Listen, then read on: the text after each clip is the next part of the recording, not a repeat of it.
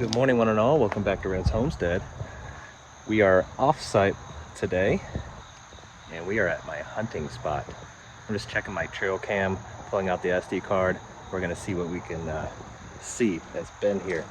Haven't checked it in about 2 weeks. So we are back on the homestead property. Saw a few deer on the cameras, mostly small ones, but it might have been the way I had it angled. I had it angled not where they come in and into the area that I'll be shooting, but the area that I want to shoot them in. Unfortunately, that's where I wanted them to be because that was the best shot, but they could be somewhere else. Now today's also an important day because A, I start my vacation, which, I mean, obviously that's a good thing. But B, tomorrow is first day of archery for hunting. So I got to get my bag prepped, just go over, make sure I've got everything in it. And I'm gonna do one more sighting of the crossbow, make sure I'm still on target. I've got to go get ice, just in case I do get something.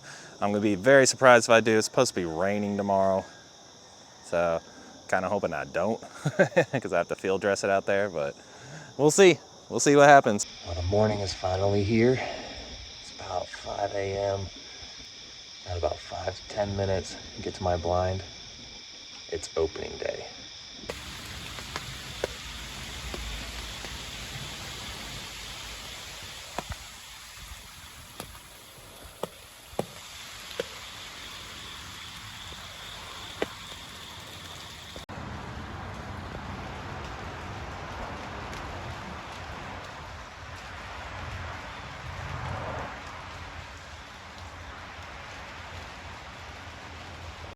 Well, we're here in the morning. It's about 8:30, 9 o'clock right now. I haven't seen anything, but it was a pretty heavy rainfall when I got in, and it's still extremely windy. So I wasn't really expecting to see much of anything today. It would have been nice to just at least see something, even if it's not something I was going to shoot if it was too small. So I feel pretty good about where I'm at and our station, just no deer. So we're back here on the second morning of hunting in the blind. I didn't hunt last night. The rain was just too much. I didn't want to get out in the rain again. But today you can see it's a lot calmer for the weather. I've already seen one doe and one buck, little spike. They were the same ones I've seen on my trail cam, and they were just a little too young, probably born this year. So I didn't take any shots on them. Maybe by the end of the season, depending on what I've got. Well, it seems day 3 has been a bust. I saw nothing at all, not even a squirrel. So I'm starting to regret not taking that doe the other day. The owner said take as many as I possibly can, and the other one was a little smaller than I would normally go for, but it looks like the next time I see her, I'm gonna go ahead and take her. I gotta say, this was one of the more exciting mornings, to not be able to shoot anything, but a lot of activity.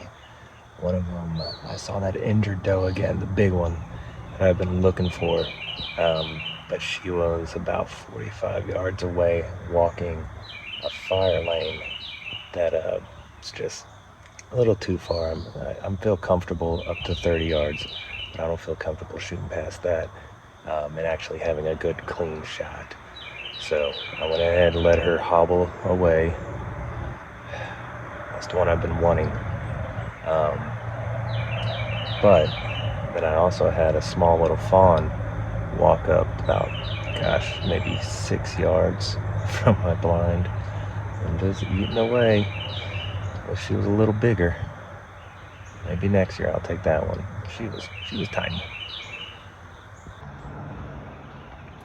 If you can see from up here, there's this little road that goes along like that, and that's the fire lane.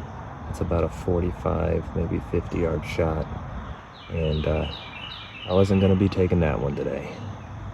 Ooh, man, I am shaking right now.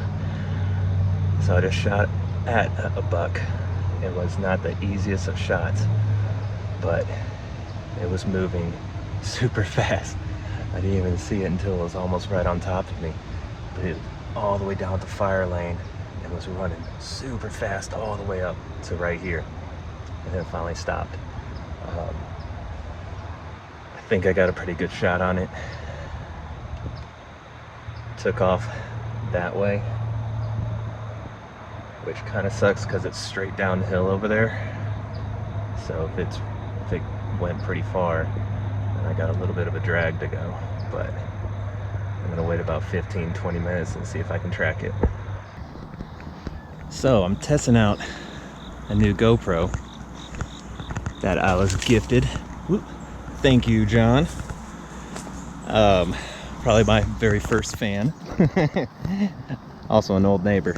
But so it's been about 20 minutes and we're gonna go ahead and track this deer. Let me give you an idea though on what my shot was like. So here's my blind right here. The deer was somewhere over there. It ran all the way from way down there and it cleared that whole distance in 2 seconds. It was so fast. I barely had time to get my crossbow sighted in and it finally stopped. And I pretty much forgot everything about shooting. So I really hope it was a good shot because nerves and adrenaline were going pretty good. So we're gonna start tracking. Something I was worried about as I was shooting from my blind right there were these trees. They were in the shot, but looking at them, I see no damage to them at all, no scraping. So I think I had a pretty clean through and through shot. What I'm gonna do first is try to find my arrow, take a look at it, make sure the arrow tip, and I'll go over the arrow tip and what kind I'm using. But I wanna make sure it's all intact. So when I dress it, I don't have to worry about any blades being in the body still. You can see right here, pretty clean shot from the looks of it. So let's keep going.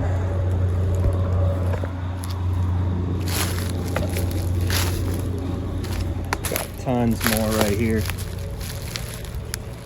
So all going throughout. What I'm gonna be doing is I've got some pink tape. I'm gonna be flagging where I have the blood just in case I lose my sight. I can double back and find it. Well, my arrow's not what I thought it would be. Following the path. So I would have thought it would have hit some of these obstructions, a lot of these trees. Problem is it could have hit this tree and deflected. Luckily I've got pretty bright green tips, so they should be easier to find. But I'm just gonna keep going down and keeping my eye out. So this down here is where the deer probably ran down. Now I'm not tracking the deer yet, I'm trying to find my arrow. But I don't see anything. So I'm gonna look for the arrow a little bit longer. And I'm gonna track the deer second, I guess. If I can't find it in the next 5-10 minutes, then I'll start going after the deer. So my arrow should not have gone down this way. There's just no way that it could have gotten through all this brush. You'll see right down through here, that's my blind. And I shot about this angle right here from that blind. There's no way it could have gotten through all that. Well, I just had a nice sense of luck here. I wasn't tracking the deer. I'm still looking for the bolt, but I happened to find the actual blood trail again as I'm looking for the bolt. It's right down here. Looky what I found. Heading off this way. So I'm gonna go ahead and abandon the bolt for now, and I'm gonna go ahead and track the deer. And if I walk across the bolt, hey, awesome. I'm having a hard time picking up the trail again. I got it right down here. You can see my little pink flag, and then right when I'm standing, I've got another drop, and then I can see where he pivoted, but I can't find another source. Pretty sure he's heading down to the creek to die, but I'd like a little bit of confirmation a little bit further away. If not a body, that'd be a lot better. But we've only gone about 40 yards. I think I might have just found him. God, man, these things blend in so well. But it's very abnormal shape here on the ground. Yep, there he is. Oh, he's a decent size too. Right here.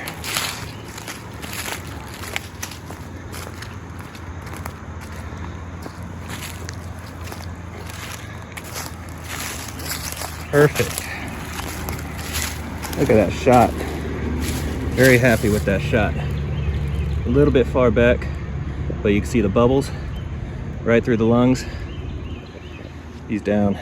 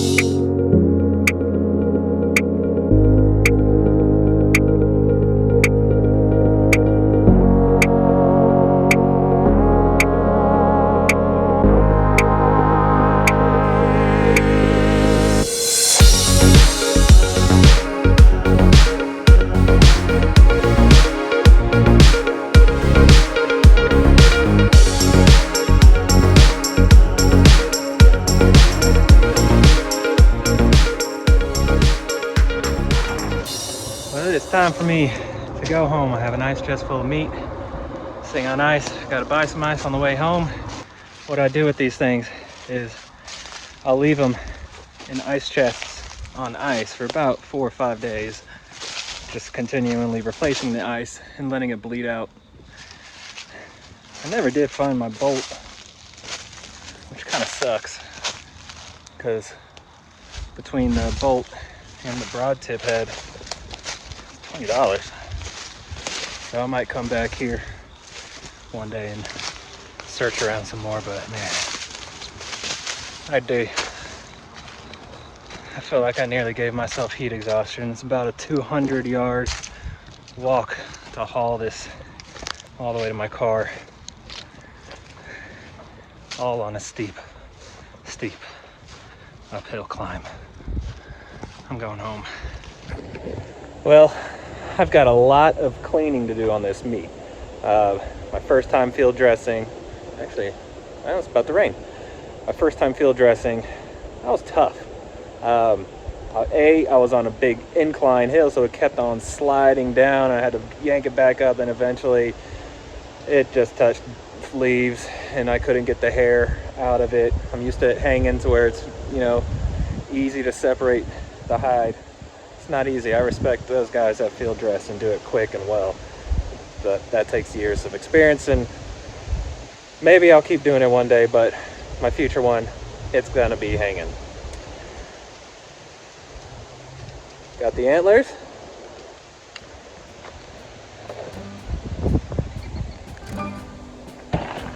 And the fridge packed.